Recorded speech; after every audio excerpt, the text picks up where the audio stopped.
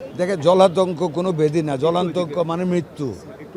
যাদেরকে কুকুর এবং বিড়াল কামড়ায় তাদেরকে আমরা অ্যান্টি রেবিস ভ্যাকসিন দেই। আলহামদুলিল্লাহ গত 1 মাস যাবত আমাদের কোনো শর্টেজ নেই।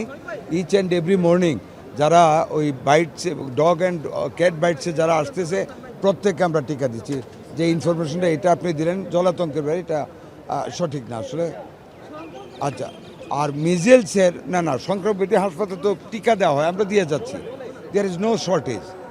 আর যেটা মিজেলসের রুগী অনেক বেড়েছে, মিজেলসটা 8 বছর আগে মিজেলসের ভ্যাকসিন দেওয়া হয়েছে, এরপর আর ভ্যাকসিন কোনো গভর্নমেন্ট দেয় নাই। আমরা কিন্তু এর মধ্যে 604 কোটি টাকা বরাদ্দ করেছি, পারচেজ কমিটি পাস হয়েছে। আমরা এপিআই ইনক্লুডিং ওই ভ্যাকসিন আমরা সব কালেকশন করব যথাসময় এবং স্টার্ট করব। আর এখন যেটা মিজেলস বাড়তেছে, we have taken all preparations.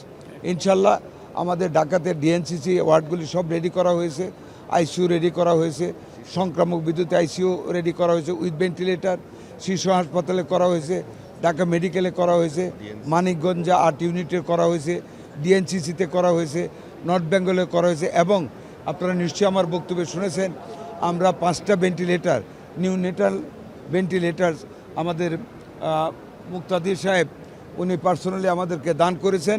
আজকে আমরা কালেক্ট করব, আগামীকাল সকালে আমাদের সচিব রাজশাহী যাচ্ছেন, উনি 4টে নিয়ে যাবেন, ওখানে দিয়ে আসা হবে। আলহামদুলিল্লাহ আমি অত্যন্ত কৃতজ্ঞতার সাথে জানাচ্ছি যে আমাদের ফার্মাসিউটিক্যাল প্রডিউসার্স ওনার্স তারা আগামী কিছুদিনের ভিতর আমাদেরকে আরও মোর দেন এ ডজন ভেন্টিলেটর সরবরাহ করবেন। ইনশাল্লাহ এটা আমাদের জন্য বিশাল একটা উপকার আসবে। We can fight with the measles patient.